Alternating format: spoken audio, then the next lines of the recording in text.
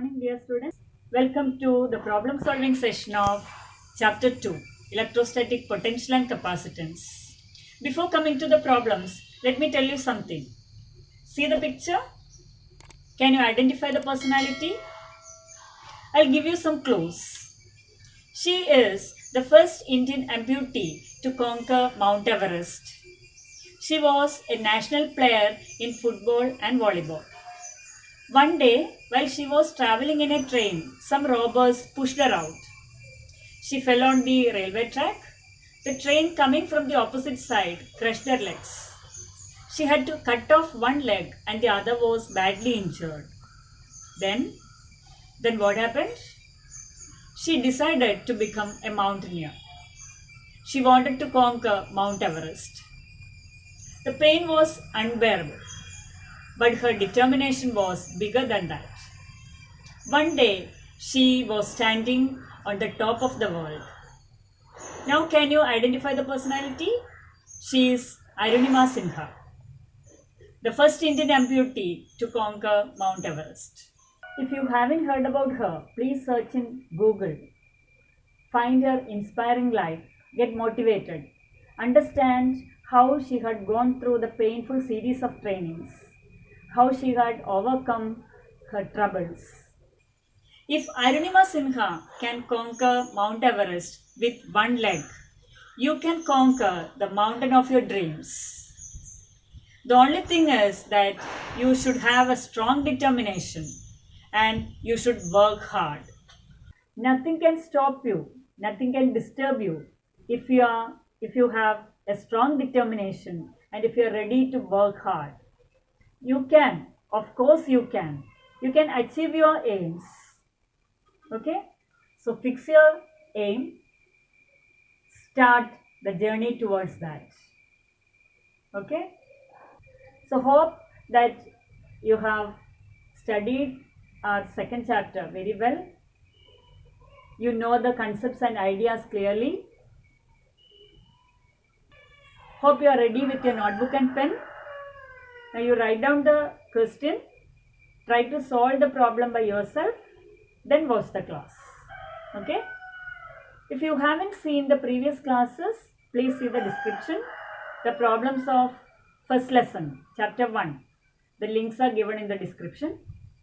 And if you are watching the class, watching the channel for the first time, please subscribe the channel and press bell icon for notification. So let's begin.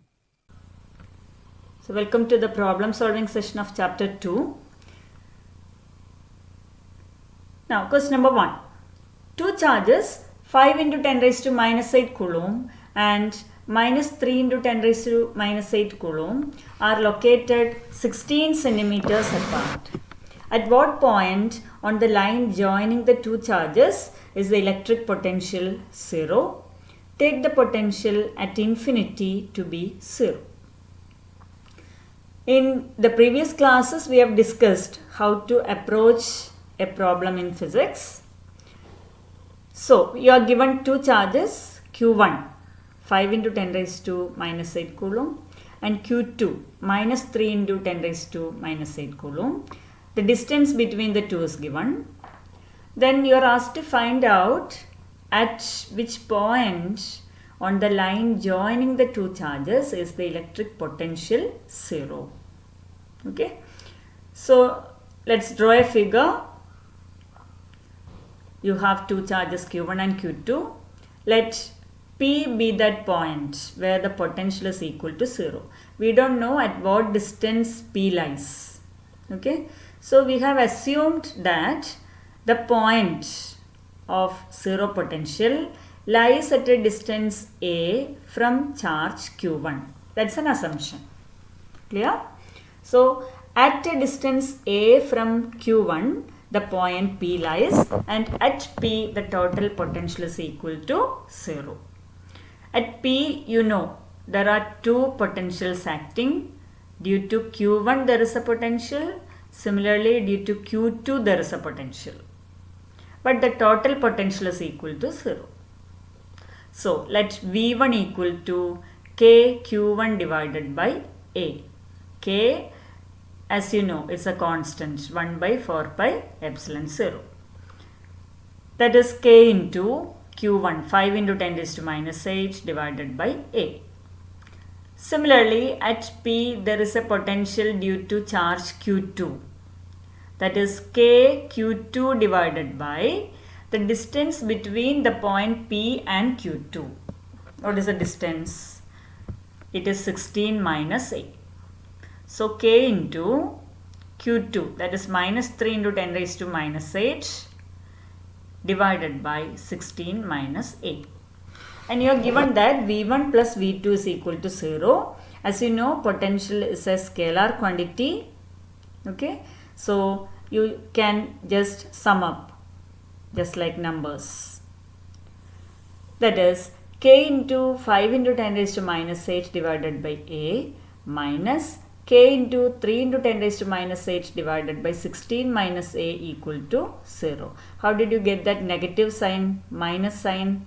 Because the second charge is minus 3, negative charge. That's why there you have the negative sign.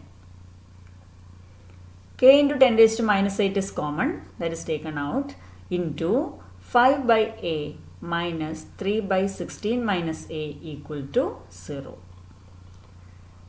That means k into 10 raised to minus 8 cannot be equal to 0. Then what does it mean? The quantity within the bracket comes to be 0. So 5 by A minus 3 by 16 minus A equal to 0. Now you can just solve. That is 5 by A equal to 3 by 16 minus A. Now cross multiply. That is 5 into 16 minus A equal to 3A. So you'll get 80 minus 5A equal to 3A, or 8A equal to 80. From that you will get A equal to 10 centimeters or 0.1 meter. That means at a distance 10 centimeter from charge Q1, the electric potential is 0. Or in other words, at a distance 6 centimeter from charge Q2, the electric potential is equal to 0. Okay, clear? Question number 2. A regular hexagon of side 10 cm has a charge 5 microcoulomb at each of its vertices. Calculate the potential at the center of the hexagon. So you are given that the hexagon is a regular one, all sides are equal, then side length 10 cm, and at each of its vertices there is 5 microcoulomb charge, and you are asked to find out potential at the center. Okay, so let's draw a figure. So you are given side length of one side 0.1 meter, and the charge at each of the vertices, charge is 5 into 10 raised to minus 6 coulomb. So see the figure, O is the midpoint. Let O be the midpoint, and you have angle 60 degree. It says hexagon, so you have total 6 angles, equal angles, and one angle will be 60 degree. So if you join the point, the center point O to the two ends of a side, you will be getting an equilateral triangle, so that you can write AO equal to BO equal to CO equal to DO equal to FO equal to 10 centimeter. Means all those sides are equal, 10 centimeter. Okay, it's an equilateral triangle. Each triangle will be an equilateral triangle, and at O you want to find out the potential. So 6 charges are there. So as you know, due to all 6 charges there is a potential at O. Means due to the charge at A there is a potential at O, due to a charge at B there is a potential at O, and so on. So what is the total potential at O? You have to sum up, right? And charge is a scalar quantity, potential is a scalar quantity. So you can add all the potentials. So what will be the equation? Due to each charge, potential is Q by 4 pi epsilon 0 R. Okay? That 1 by 4 pi epsilon 0 we are going to denote with K. So the total potential is 6KQ divided by R. Okay? R is 0.1 meter. 6 because you have 6 charges and the total potential due to all 6 charges will be 6 into 1 by 4 pi epsilon 0 q by r. 1 by 4 pi epsilon 0 is denoted by k. Now substitute 6 into 9 into 10 raised to 9 into 5 into 10 raised to minus 6 divided by 0.1. You will get 2.7 into 10 raised to 6 volt. Okay. Next question. Question number 3. Two charges 2 microcoulomb and minus 2 microcoulomb are placed at points A and B 6 centimeters apart. Identify an equipotential surface of the system. B part of the question. What is the direction of the electric field at every point on this surface? Now what is meant by equipotential surface? We know on an equipotential surface at all points the potential remains same. So you are given an electric dipole 2 microcoulomb and minus 2 microcoulomb charge. So it's an electric dipole. Okay, and the distance between the two charges 6 centimeters. So at which point the potential will be equal, or you can identify, consider a point where, or consider a plane where the potential remains same. So you have charges Q1 and Q2. Let O be the midpoint. What is the potential at O? How will you find out the potential at O? There is potential at O due to Q1. There is potential at O due to Q2. Okay. So total potential at O will be K Q1 divided by R plus K Q2 divided by R. We have just selected a point, the midpoint O. Okay. That's so K Q1 by R plus K Q2 by R, because the midpoint lies at the same distance from both the charges. Okay, from Q1 and Q2, point O lies at the same distance. What is the potential at O? Q1 positive charge, Q2 negative charge, same distance, so the total potential equal to 0. So on that line or on a plane normal to AB and passing through its midpoint, the potential will be 0, right? At the midpoint O, you have 0 potential, and now consider a plane passing through this midpoint and normal to AB. Means the plane is perpendicular to the plane of the screen, right? So if you consider such a plane, on that plane at every point the potential will be equal to 0. So it's an equipotential surface. Okay, so we have identified an equipotential surface. It's a plane normal to AB and passing through the midpoint. Coming to the second part of the question. Electric field at every point of an equipotential surface is normal to the surface, right? Properties of equipotential surface, if you have studied, this point you must have studied. That is, the electric field lines are normal to the equipotential surface at all points. What do you mean by that? The electric field means force experienced by unit charge.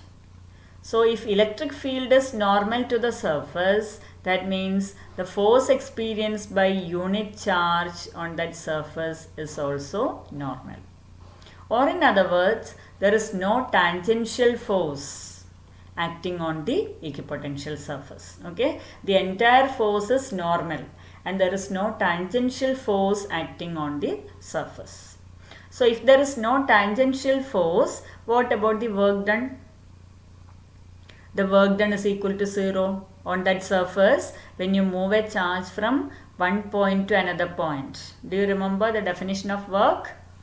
Right? F dot ds, or work is said to be done if there is a displacement in the direction of force. So if you consider an equipotential surface, since the electric field is normal to the surface, there is no tangential force acting, and so if you move a charge from one point to another point on an equipotential surface, the work done is equal to 0. It's a very, very important point.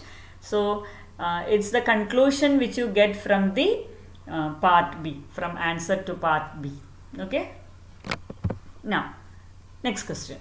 Question number 4.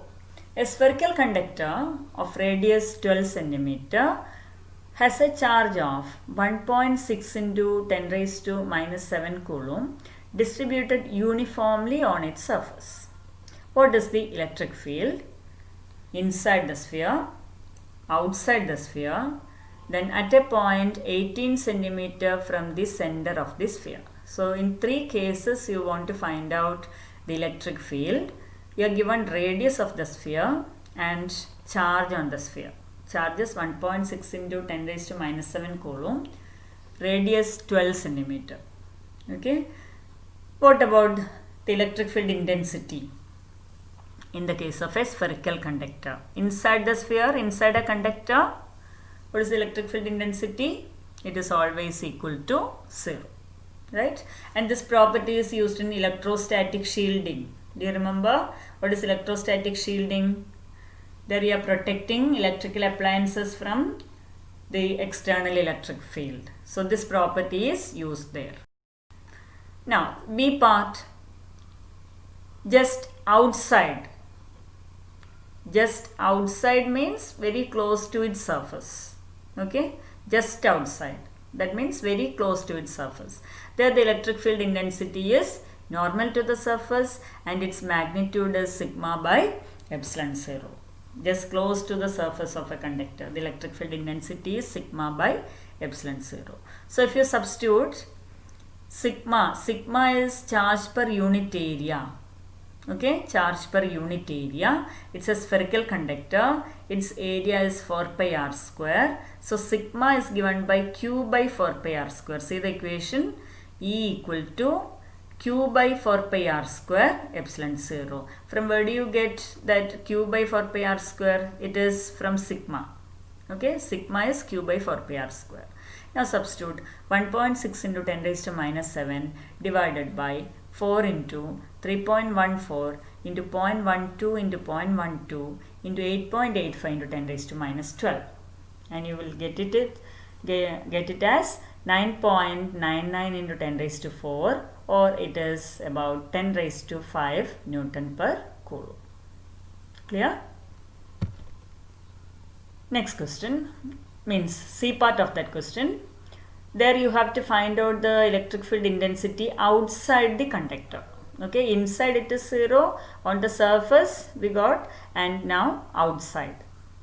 Where the formula KQ by R square. K, as you know, it is 1 by 4 pi epsilon 0. And we have learned that for points outside the conductor, the charged sphere acts as a point charge, just like the charge is situated at the center, or the spherical conductor is acting as a point charge. So the equation is 1 by 4 pi epsilon 0 Q by R square. That is the electric field intensity at a point due to a point charge. Okay, and 1 by 4 pi epsilon 0 is written as K. Clear? So Q by 4 pi epsilon 0 R square, or KQ divided by R square. K 9 into 10 raised to 9 into Q 1.6 into 10 raised to minus 7 divided by R square. 0.18 into 0.18. You will get it as 0.044 into 10 raised to 6, or 4.44 into 10 raised to 4 Newton per coulomb. Okay, clear? Now, a parallel plate capacitor with air between the plates has a capacitance of 8 picofarad, and you are given that 1 PF means picofarad, equal to 10 raised to minus 12 farad. What will be the capacitance if the distance between the plates is reduced by half and the space between them is filled with a substance of dielectric constant 6? Okay, so you are given the original capacitance of the capacitor, that is 8 picofarad, and you are asked to find out the capacitance if you are reducing distance between the plates by half and the space between them filled with a dielectric. Okay, so we know the equation for the capacitance of a parallel plate capacitor, C equal to epsilon 0 A by D.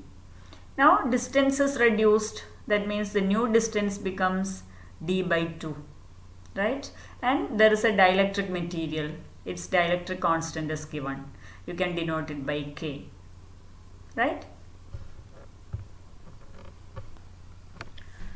So capacitance C equal to, you are given 8 pf, that is 8 into 10 raised to minus 12 farad. Okay, then K, dielectric constant, it is 6. Then you are given that the separation between the two plates is halved, that means D dash can be written as D by 2.